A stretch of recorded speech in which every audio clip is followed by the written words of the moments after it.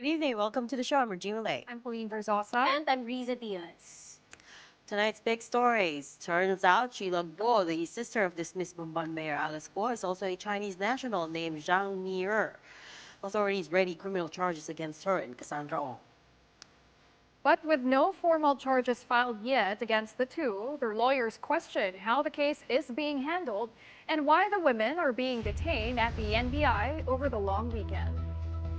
And Senator Win Gatchalian says he found out that the Bureau of Immigration had known for 2 weeks now that the Guos and Ong have fled the country. He says he will be questioning their intelligence fund's budget when it comes up.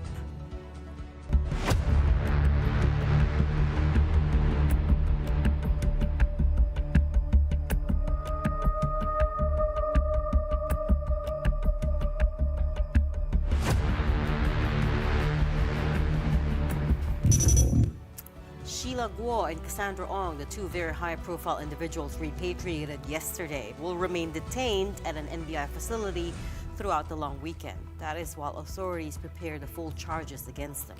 Now, Guo and Ong's lawyers, however, have begun to question the grounds of their detention, saying there's no legal basis for the women to be detained for days at the NBI. Sheila Guo was also found with a Chinese passport under the name Zhang Mier when she was apprehended in Indonesia. Irene Fulgencio has the big story. It's been a day since Sheila Guo, the sister of former Bamban Mayor Alice Guo and Poco Incorporator Cassandra Ong were brought back to the Philippines from Indonesia. They remain in the custody of the National Bureau of Investigation or NBI. Prior to this, Guo was subjected to an inquest by the Immigration Bureau last night for violations of the immigration law and the Philippine Passport Act. Sheila Guo was found with a Chinese passport under the name Zhang Mier when she was apprehended in Indonesia. A fingerprint analysis conducted by the NBI confirmed that Guo and Zhang are the same person. Comparative fingerprint analysis shows that the Chinese Zhang Mier and Sheila El Guo are one and the same person. So, iisa yun. So, we can conclude na si Sheila El Guo na nasa amin ngayon ay isang Chinese.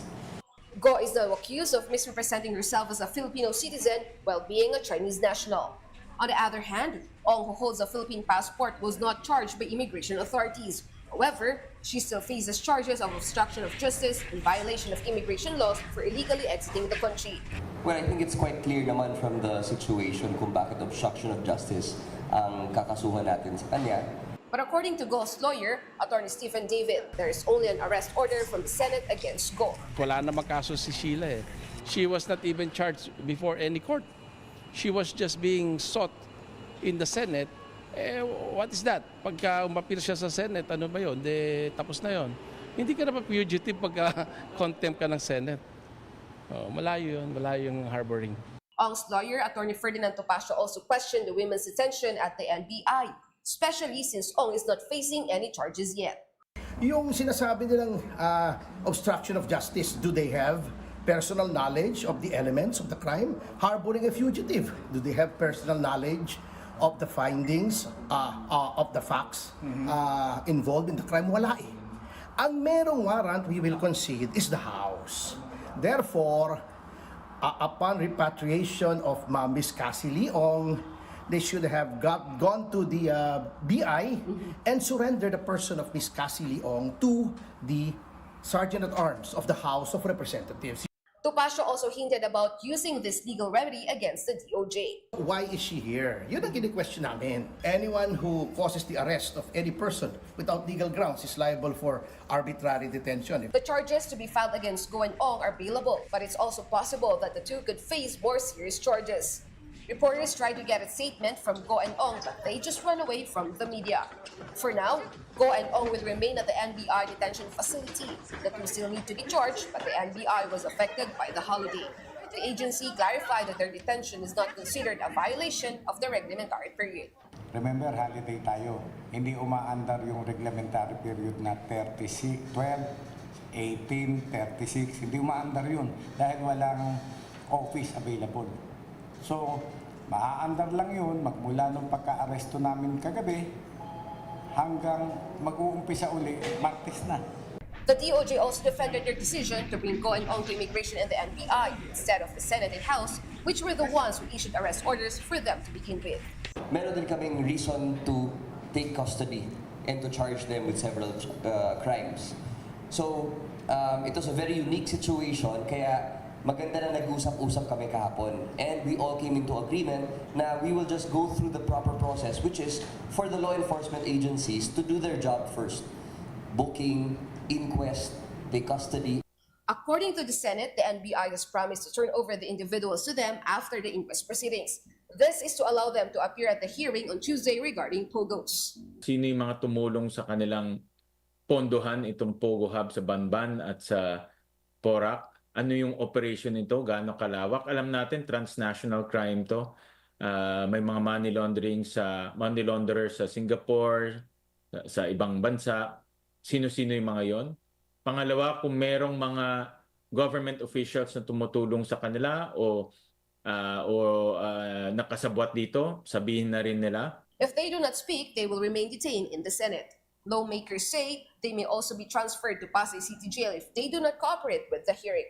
As of press time, booking procedures and inquest proceedings for Go and Ong at the NBI have been completed.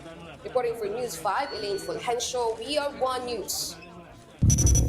Now, who is Cassandra Lee Ong and just how deep are the ties that bind her to the Guos?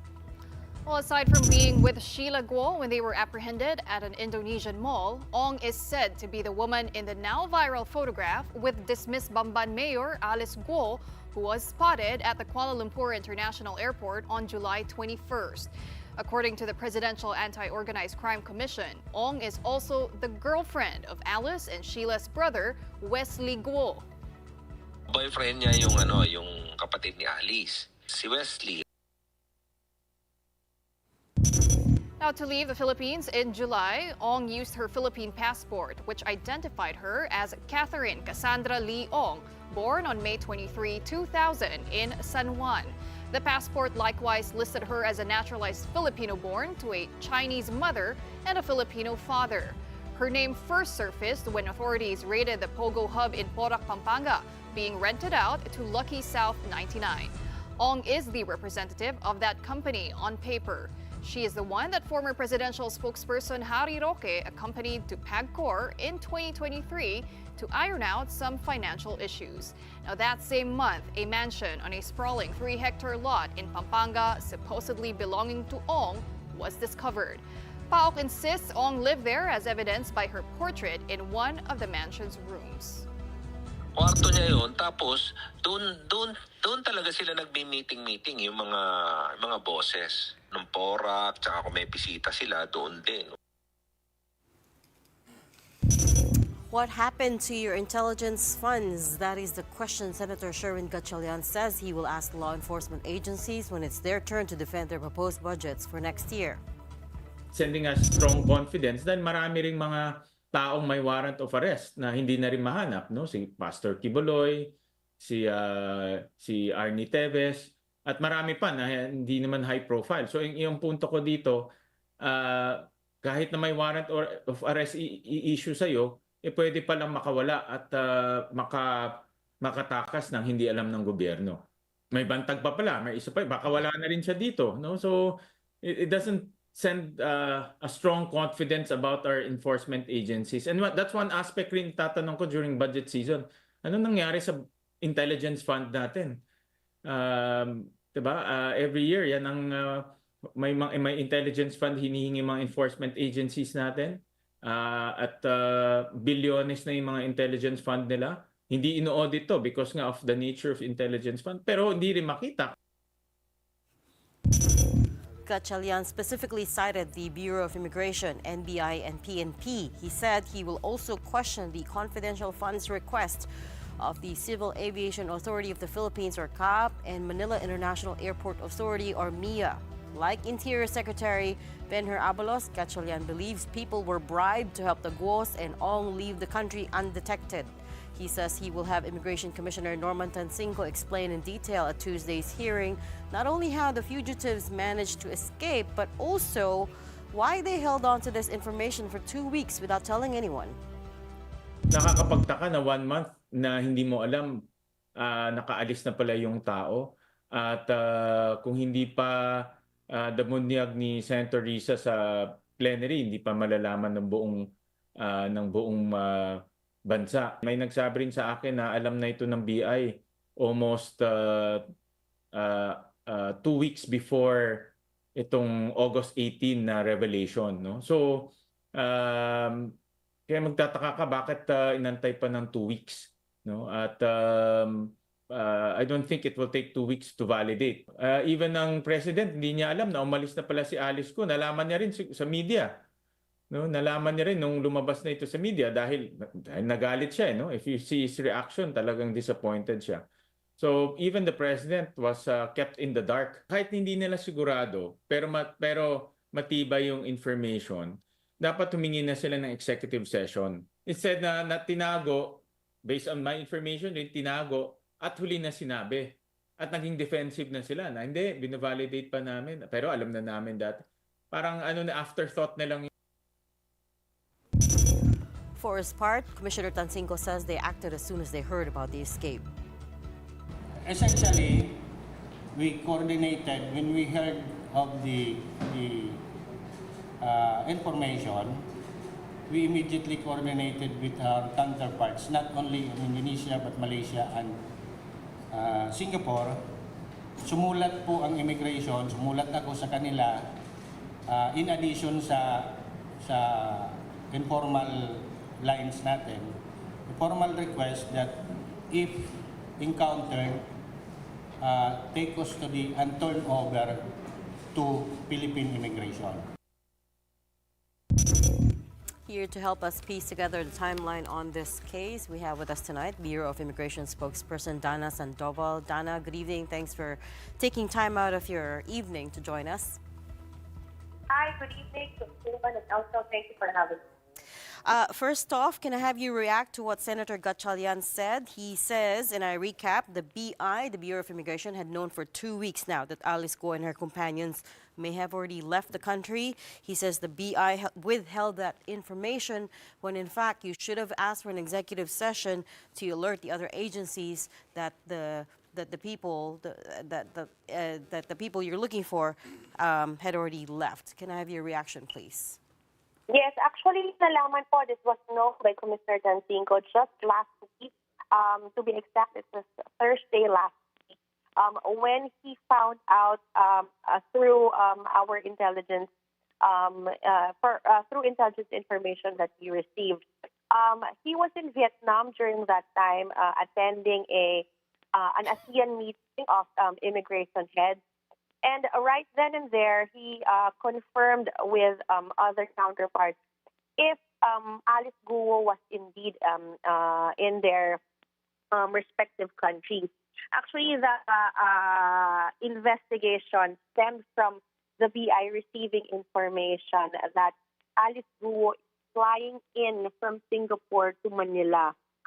There was apparently a ticket, Cebu Pacific ticket. I think it was dated August 15 or August 14, that says that she is flying in from Singapore to Manila. Our people checked if she was able to board, and she was not able. It was found out that she was not able to board, and that got the management thinking: why does she have a flight to the Philippines if she is inside the Philippines? That's why Commissioner immediately coordinated with our counterparts right there in Vietnam and was able to gather some information from Malaysian counterparts and Singaporean counterparts. But the thing is, the information that we were able to gather were conflicting.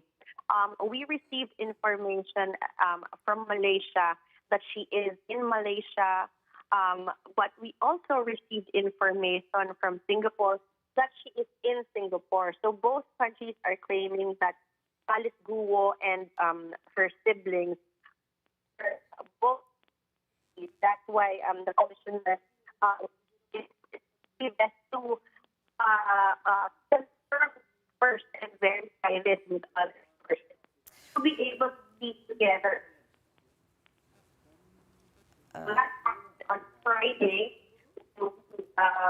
when the Commissioner Rita his counterpart. And on Monday, the information was released to the media. Sorry, Dana, you were very choppy back there. I got the first part of it, so let me see if I got it right. You said the Bureau of Immigration found out on August 15, Thursday, about the Guos and Ong escaping. Commissioner Tansinko was in Vietnam at that time for a meeting with ASEAN regional counterparts, and he immediately alerted his counterparts there. He started checking the information. But Senator Riza broke the news on August 19, on Monday. So you only knew about 4 days ahead of time. Is that correct? Not 2 weeks, as what Senator Gatchalian is saying. That's right. Commissioner Ong was able to get information that Alice Guo is in Singapore only on August 15th. The thing is, the information that the commissioner got is conflicting. There's reports that she is in Malaysia. There are also reports that she is in Singapore. That is where the difficulty lies. Why our leadership opted to get more information from other reliable sources to be able to piece together what's really happening. But clearly, Senator Ontiveros beat you to it by announcing it on Monday. At what point did the Bureau of Immigration begin contacting law enforcement agencies to say that this has happened? Or was it after the fact, after Senator Risa broke it? On Monday, there were conflicting. We have not yet received confirmation from our Malaysian counterparts as to whether how and group entered and how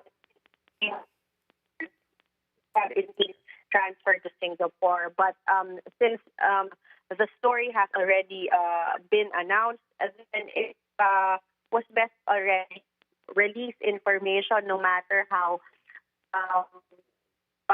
still bits and pieces of information where the Bureau still has. Okay. Dana, we did hear a statement from Commissioner Tansinko saying that they didn't release the information immediately kasi ayaw daw nilang makuryente, ayaw makuryente ng Bureau of Immigration. But from then until now, what's the latest on Alice Guo? Do you already know how she managed to get out of the country? And were you also expecting to catch Alice Guo in Indonesia? Or did she manage to slip ahead of time? Yes, we have backtracked her travels and were able to find that she went from the Philippines to Malaysia and then to Singapore and traveled to Indonesia last August 18 because her 30 days with the Filipinos only have 30 days stay in Singapore. That's why she had to transfer to another country so she won't be overstaying in Singapore. When she transferred to Indonesia, Commissioner Tansinko immediately informed our Indonesian counterparts of the cases that Alice Guo and her siblings have in the Philippines. And the Indonesian immigration agreed that she is indeed an illegal alien in their country because of the cases that she is facing here. That's why they considered her an illegal alien and deported and arrested Sheila Guo and Cassie Lee Ong when they were encountered at the ports again. Apparently, they were already trying to go out of Indonesia again to an undisclosed location. They were trying to cross the border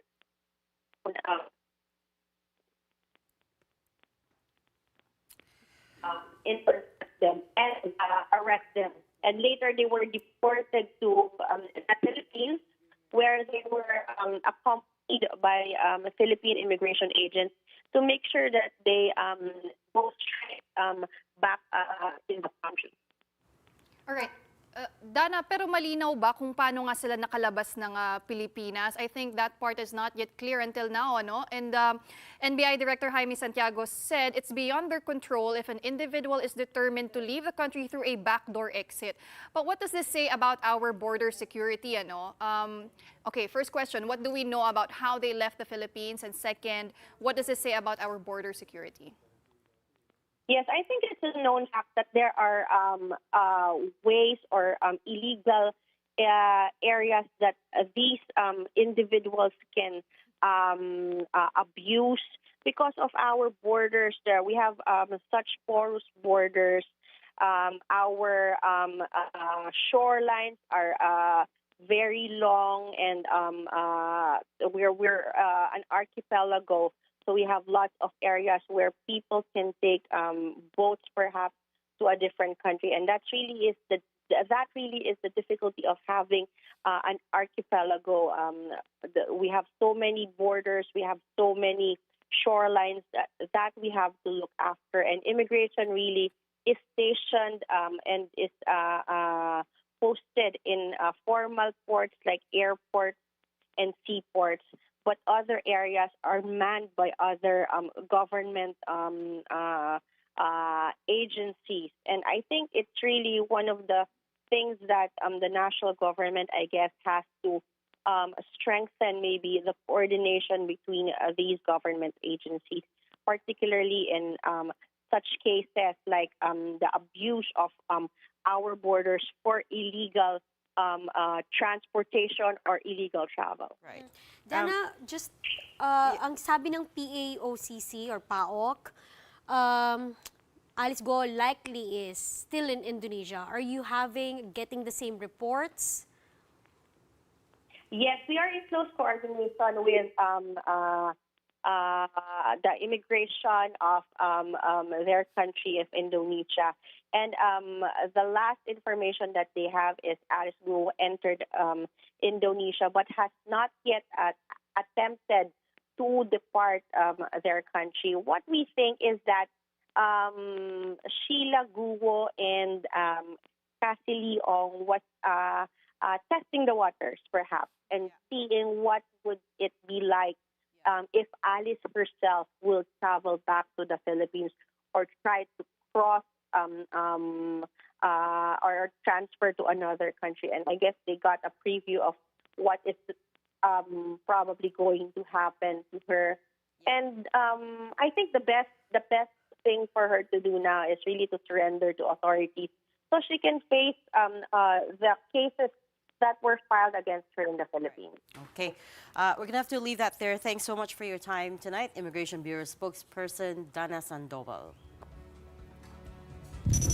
And as we reported earlier, Cassandra Ong's legal team is not at all pleased that the NBI has taken custody of their client.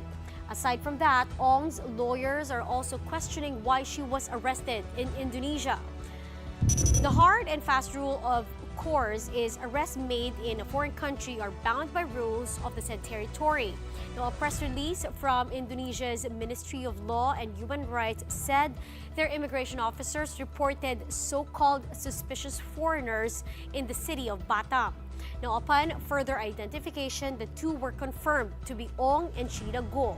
And since there's a letter from the Philippine government asking for the help of Indonesia to locate these individuals, the arrest and deportation were swift. Joining us tonight to talk more about this is Justice Department Undersecretary Nicholas T. He's Undersecretary in charge of the Interagency Council Against Trafficking. Undersecretary T, thanks for taking time out. I know it's been a long day for you. Good evening. Thank you for having me. There's a bit of traffic. Yes. There's a bit of party line. There's a very big legal question hanging over the cases of these two very high-profile individuals. The first is whether or not they were handled in accordance with the law. So currently, the only warrants that cover their detention right now were issued by the Senate and the House. So the first question there is, why are they being detained at the NBI? Before I even answer your question, I just want to correct any of some of the premises that you've made there, which obviously came from hearing just one side of the story, because there's been a lot of misinformation or misimpressions that have been communicated by the other side, by the counsels of Ms. Sheila Guo and Ms. Cassie Ong. First of all, there is basis for the executive department to take custody over both Ms. Guo and Ms. Ong.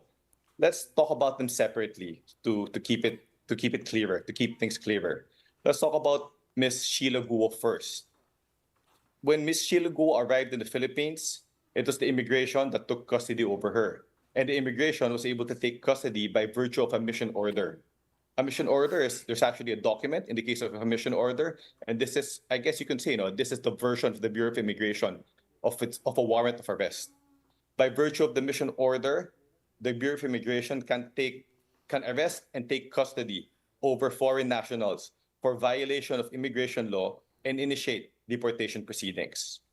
Now let's proceed to Cassandra Ong. In the case of Cassandra Ong, it seems to us that the evidence is that she is a Filipino. She's not a foreign national. Therefore, we could not subject her to the same process to which Ms. Sheila Guo was subjected to.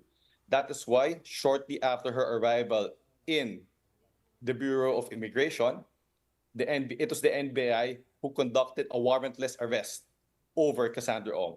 Incidentally, NBI also conducted a warrantless arrest on Sheila Guo. And the purpose of the warrantless arrest is for NBI to be able to take custody over the two of them for them to face their criminal charges. Thank you for that explanation. Let me also just correct you there. It's not that we're only listening to one side of it. It's not that we're only listening to the lawyers of the women. In fact, we also cover a lot of what the government agencies say. It's just that, of course, you understand this is a very complicated case, so we're trying to be as clear about it as possible. My follow-up question to you is, you said the Sheila Guo is being charged for violation of immigration law. What specific immigration law did she violate? Commonwealth Act 613 is immigration law it governs immigration laws in the Philippines. There's a provision there that when a foreigner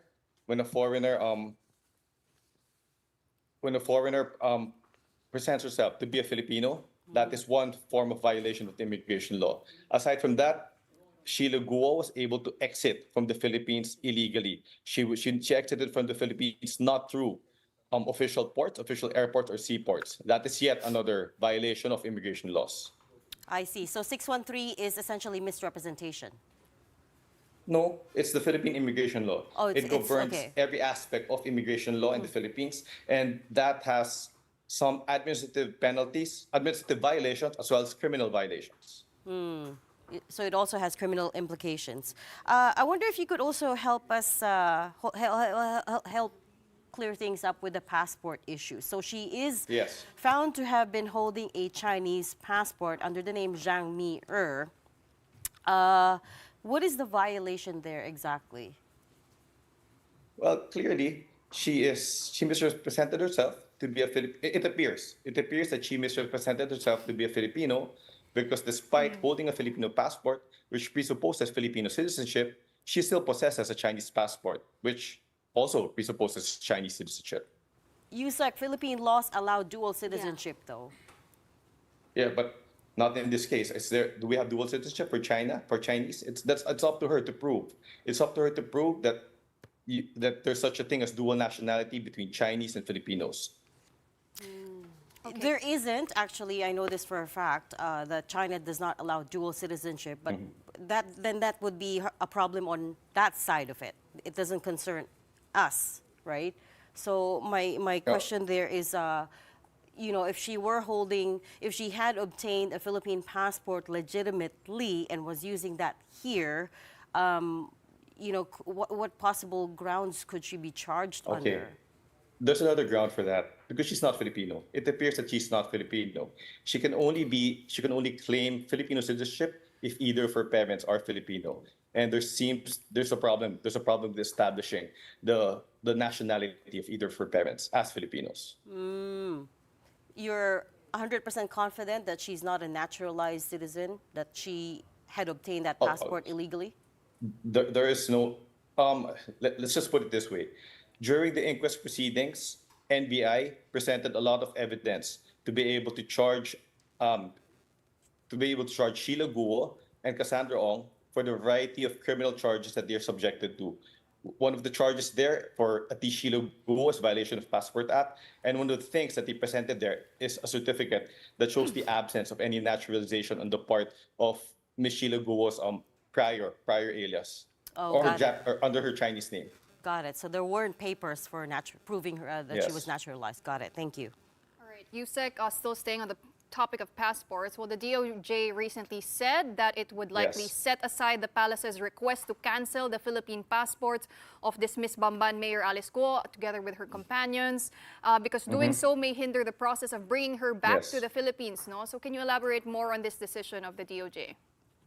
Let me clarify that the term set aside. We're not setting it aside.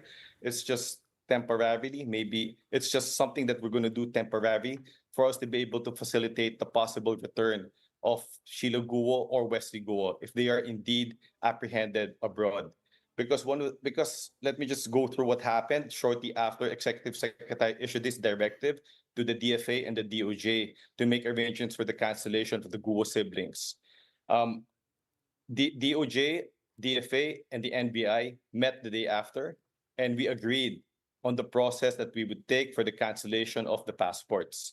The process was for NBI to write a letter to the DFA and lay down the basis there for the cancellation of the passports of the Guo siblings. And then DFA would undertake the process of administrative cancellation of the passports, meaning there's no court order. It would be the DFA that would have the prerogative to cancel that passport on the ground of misrepresentation or fraudulent securing of the passports. But at the same time, we received information that Sheila Guo and Cassie Ong were apprehended in Indonesia. And that's when we realized that we were in a little bit of a quandary, because if we proceeded with the immediate cancellation of the passports, there would be a slight hitch in our desire to immediately bring Sheila Guo home. Okay? And at the same time, there was that question that if we cancel their passports, and in case of Filipinos who don't have passports abroad, what usually happens is that the embassy or the consulate would issue a travel document. Would the embassy or consulate issue of a travel document be inconsistent with our basis for canceling the passport? That is why we decided to, at least temporarily, hold in abeyance the process of canceling passports for us to facilitate the quick return of Sheila Guo. Yusek, so what's the timeline now? You say, okay, you're setting this aside, the cancellation of the passports. There will be holidays in our country up until Monday. What are we looking at? We are in close communication, us in the DOJ, the Bureau of Immigration, and NBI, as well as DFA for the passport issue. One thing we just want to know if there's an imminent possibility of being able to bring home Alice Guo or Wesley Guo. If that is the case, we would have to decide if we would indeed proceed with the cancellation of the passport. So perhaps we're giving it a couple of days for us to be able to decide if and when we should proceed with the cancellation of the passports. In other words, it's just a matter of timing. Yusek, in the case of Cassandra Ong, I understand the DOJ wants to charge her with obstruction of justice as well. How can you prove this? What did she obstruct? Well, the case already went through inquest earlier, and you're correct. Obstruction of justice was one of the crimes for which Cassie Ong was charged. In particular, it's Section 1C of our law on obstruction of justice, which allow me to just read: harboring or concealing or facilitating the escape of any person who he or she knows has reasonable ground to believe or suspect has committed any offense under the existing penal laws in order to prevent arrest or prosecution. See, Attorney Topacio has already responded to this, saying, essentially, it's a long response, but essentially he's saying that it cannot be harbor. I'm sorry, Attorney Topacio is representing Ong.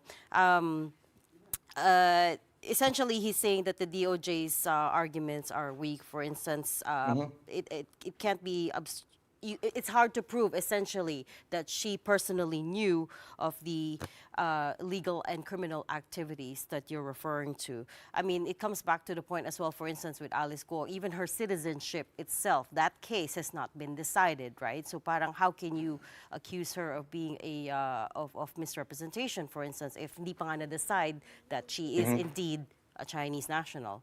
So what's the way forward for you? Well, first of all, that's understandable for him to say that because he's defense counsel. He would obviously advocate for his client's interests. At the same time, for us on the side of the state, it's understandable for us to advocate for what we are advocating for, which is the proper prosecution of people that we deem should be prosecuted for violating our penal laws. And those issues have been threshed out in the inquest proceedings earlier. So now we just leave it to the inquest prosecutors to make the final determination if Sheila Guo and Cassie Ong should be charged in court for the various crimes that NBI complained of against them. Are you confident about your case? I think it's good. I think it's good, but I don't want to get ahead of ourselves. We put it in the hands of the inquest prosecutors. Okay, let the legal system take care of it. Thank you so much for talking to us tonight. I hope you have a pleasant enough rest of the weekend. That's DOJ's Undersecretary Nicholas T. Well, up next, amid the long weekend break, air conditioning at NAIA Terminal 3 suffers another breakdown. The details when we return.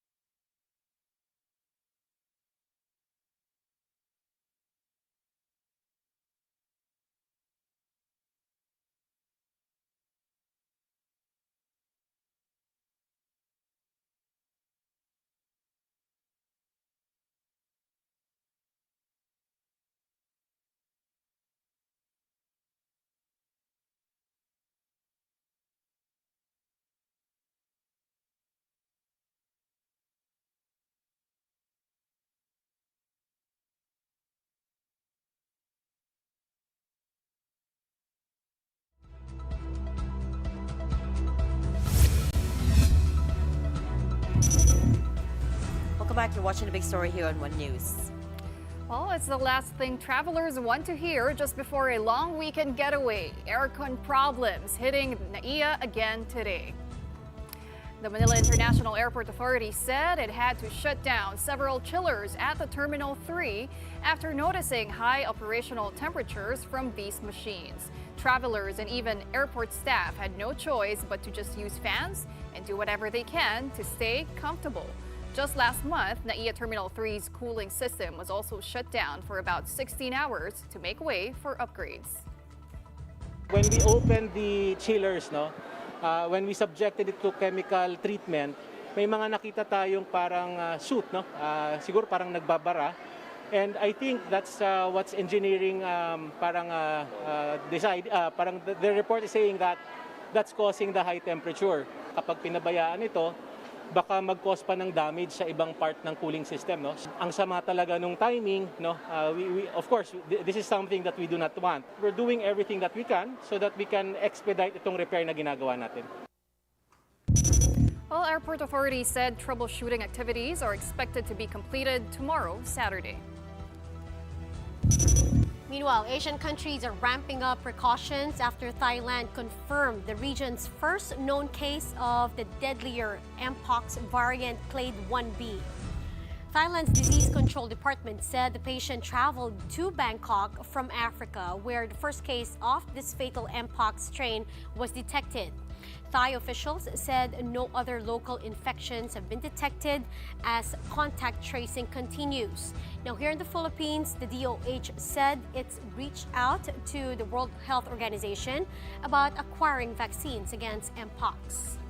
The reality is the international community is focusing on Africa, the continent. So para bang from a broad international perspective, ang priority is to contain the clade 1 where it is right now in Africa. Nagtaas na tayo ng kamay, nung tinanong sino interesado, nagsabi tayo na interesado tayo. Over in the U.S., Kamala Harris has formally accepted the Democratic presidential nomination, becoming the first Black and Asian American woman to accept a major U.S. party nomination for president. During her 45-minute speech on the last day of the Democratic convention, she took jabs at her Republican rival Donald Trump and played up her middle-class roots. Political analysts say she styled herself as a center-left moderate, not too far off from the policies of the man she hopes to replace, Joe Biden. Fellow Americans, this election is not only the most important of our lives, it is one of the most important in the life of our nation. In many ways, Donald Trump is an unserious man.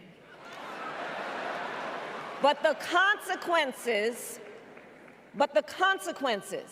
of putting Donald Trump back in the White House are extremely serious. We are charting a new way forward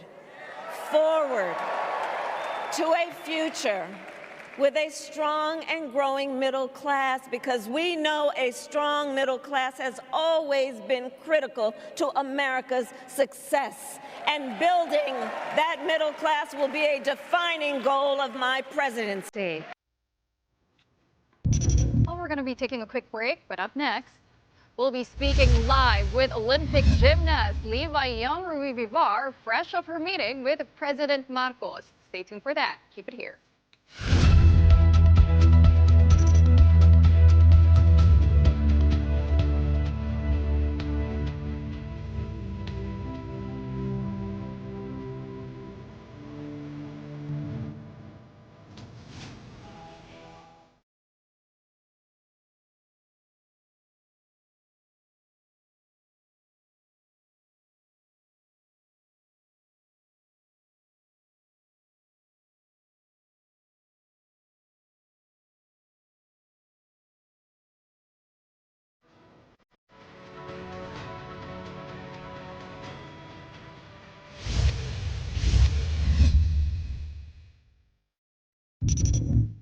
Welcome back. You're still watching the big story here in One News. Now, after missing out on the Heroes Welcome for Filipino Olympians, golfer Dottie Ardina and gymnast Alea Finnegan, Emma Malabuyo, and Levi Jung Villar finally had their own special reception at the Malacanang Palace last night. And we couldn't pass up on a chance to have one of the female athletes here in the studio with us this evening. So let's welcome Olympic gymnast Levi Jung Villar. Thank you for joining us. Thank you so much for having me. Hey, Levi, how are you? So you came from the U.S., right? Yes, I did. Straight to Manila. Yes, I just got in yesterday morning and then went right to Malacanang Palace. So. Yeah, it's been a busy schedule for you ever since you got here.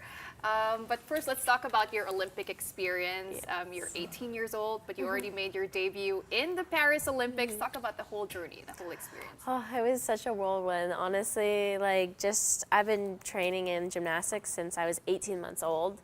So it's 18 months. 18 months old. Oh my goodness. I know. My baby's nearly 18 months and I don't know how do I train her? Do I throw her on? Yeah, just throw her in there. Oh yeah?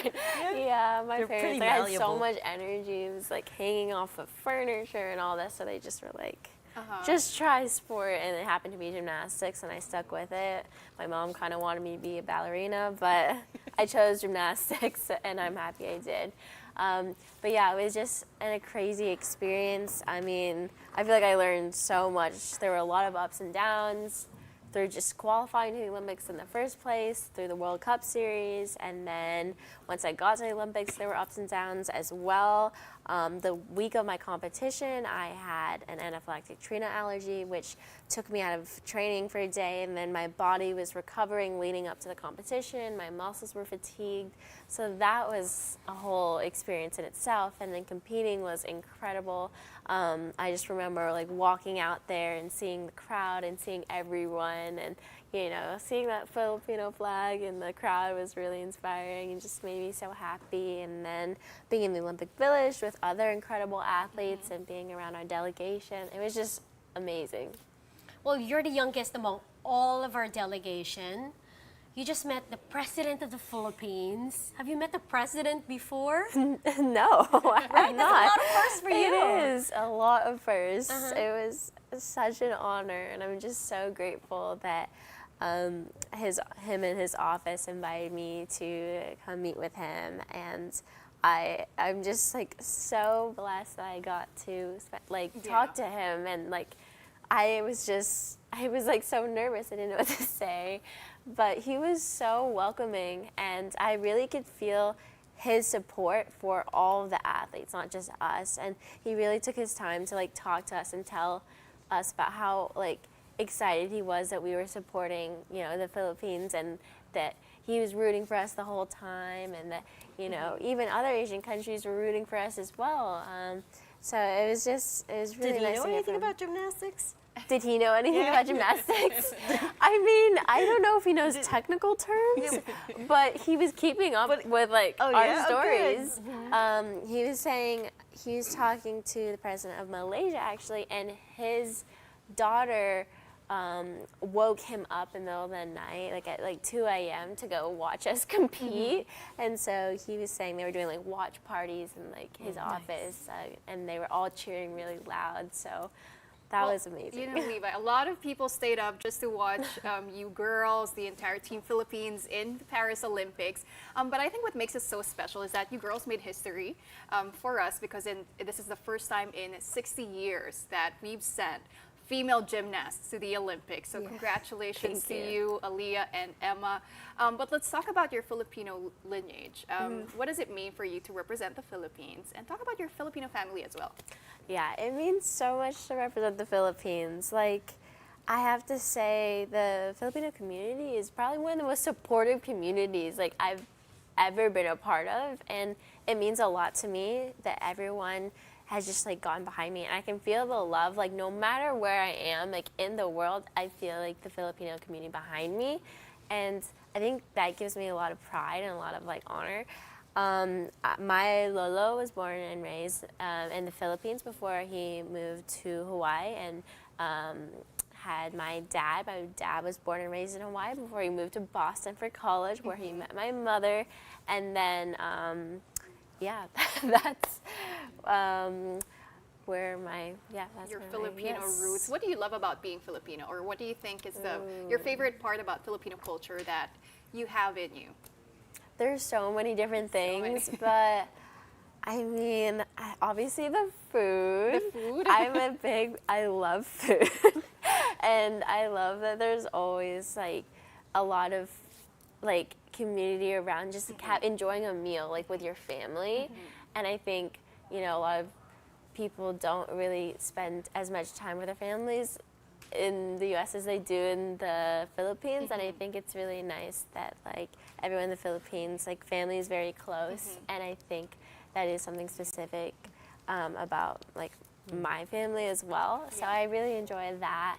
And then also I have to say, like, Filipinos have a lot of like grit in them and a lot of fight, and I think that like kind of like feisty competitive side comes out like in my sport. So I guess I would also say that. I say here are good looks. Oh, You're like you porn guys. star. You're like, you know, I have to say this. You're pretty already competing and all that, but you're prettier in person. You're fun. You want to do? Reese's girl crushing on you I'm right not, now. I'm not gonna be surprised if you do. Are there offers already, like other than business? sports, like going to show business, entertainment, I would modeling? love to do that. I mean, I've modeled for some leotard companies in the U.S., but I would love the opportunity to like work with different brands or like do modeling in the Philippines, or even like both my parents are actors and they have like a lot of experience in that department. I did like a little short film and some voiceover work when I was younger. I actually did the voice of Dawn, a character in Doc the Stuffins, who was Filipina. So Yeah, that was amazing. But I would love to continue to be able That's to really go cool. down that route. I wanted to pick up on something that you said before about your gymnastics career, which is that you started at 18 months. Yes. But at what point, at what age did you actually start training professionally? And at what point did you say, look, I'm going to go pro? Yeah. So it was definitely like a long journey to get to the pro level. I would say the age that I started transitioning more to like elite is what we call it, was actually 7 years old. So at 7 years old, my coach decided to put me in this program called TOPS, which is like the U.S. program that builds you up to elite. And so I was in that program for a lot of years until I was taken into national team camp, which is like the highest level that you can get at in the U.S., which is like where Simone and Suni and all of them train like once a month. But then I decided I wanted to represent the Philippines, so I took myself out of the U.S. system and transitioned to the Philippines, which was the best decision ever. And yeah. Did you go to your parents and said, look, I want to go elite, or did you all talk about it together as a family? I think we like all talked about it as a family Because 7 is still a very young age. Yes, right? it was a very young age, and I wasn't actually quite sure what that would entail. Like looking back, I just kind of was, yeah, I'll go for it. Like it's a different path. I want to go down a different path, but I really didn't know what it meant. Like how can you know what that means when you're 7? But and neither did my parents actually. So they were just kind of supporting me through everything. My entire family has been incredibly supportive. I mean, doing elite gymnastics, it requires a lot of time. It's financially a lot, and then also like my family has been split up in different places because of where I need to train. So just like through everything, I've kind of said like, this is what my goal is, this is what I want to do, and they just backed me through it, which honestly I'm so grateful for because not a lot of people do that, and it was a lot of work on their end. Absolutely. But Takes a village. Yeah. Levi, you mentioned you're going to talk to some youth that's also in line with the meeting with the president. Can you tell us more about it? They like just reached out to me and asked if I could speak for the youth program, and I agreed. And obviously, I'm not sure like what we're gonna talk about yet, but whatever I can do, like to help inspire the next generation of Filipino athletes is like that's my goal. I've said from the beginning when I started competing for the Philippines that I'm really, really hopeful that going forward, I can hopefully inspire or work with the younger Filipino athletes because I do really think there's a lot of potential in Filipino gymnastics specifically because, you know, I think we just like have it naturally in us to be really successful. And I really hope that, you know, it takes a long time to like build up a program, especially like I started at 18 months old, started doing elite at 7. So it takes a long time to get to this level and like to be able to give them like the right information like right from the start, I think would be really helpful to them. And then yeah, just be able to like inspire them and talk to them and get to know them because also like last time I was in the Philippines, I gave them some of my leotards and like talked to them for a little bit and just like to see like the smile on their face and like hear from them was amazing. Like my favorite part of coming to the Philippines. And that's also the best part, I guess, about athletes wanting to pay it forward. But I couldn't help but notice your Olympic tattoo. Oh, yeah. That's very nice. That's like a branded. Yeah, that's a He's trademark of branded. every Olympian, Yes. right? Is that like a thing for Olympians? you got this in the Olympic Village? I didn't get in the Olympic Okay. Village. I actually was planning on getting it in Paris, but then I just had so much going on. I Okay. ended up getting it back when I was in LA. But actually, Aaliyah, Emma, and I were hoping to all get it together, but unfortunately, we like just didn't have the time. So yeah, I think Aaliyah has hers here. I have mine here, and then yeah. We show it to the Can we camera. show it to the camera? So we show your tattoo. Oh yeah, And There you Aaliyah, go. you can see it. can there. actually have, If you can get those Olympic rings Yeah. Tattooed in What? their You bodies. mean I can't just walk into a tattoo No. parlor and ask for the Olympic rings? I mean, you can, but oh, okay. But it's gonna make me like a yeah, you're a fraud. faker, like, Do it. just like according to BI Sheila Guo. Well- But no, I coming back to needing a whole support system around gymnastics. And the truth is, the hard truth is that it doesn't quite, yes, you're right, there's a lot of potential, but it doesn't quite get enough attention here. Obviously, it's overshadowed by the basketball, the boxing, Other and sports, yeah. now more so volleyball as well. Gymnastics, to be honest, kind of just had a renaissance in this Olympics because of you, because of Emma, because of Alea, because of Carlos. Yeah. But before that, there were, hardly anyone was talking about it. So now that you, with your perspective of having competed in the Olympics, what do you think needs to be done if, say, we want to bring up, as you said, the next generation of Olympic gymnasts now? Yes. Yeah. So, like you mentioned, actually, President Marcos was talking to us a little bit about this.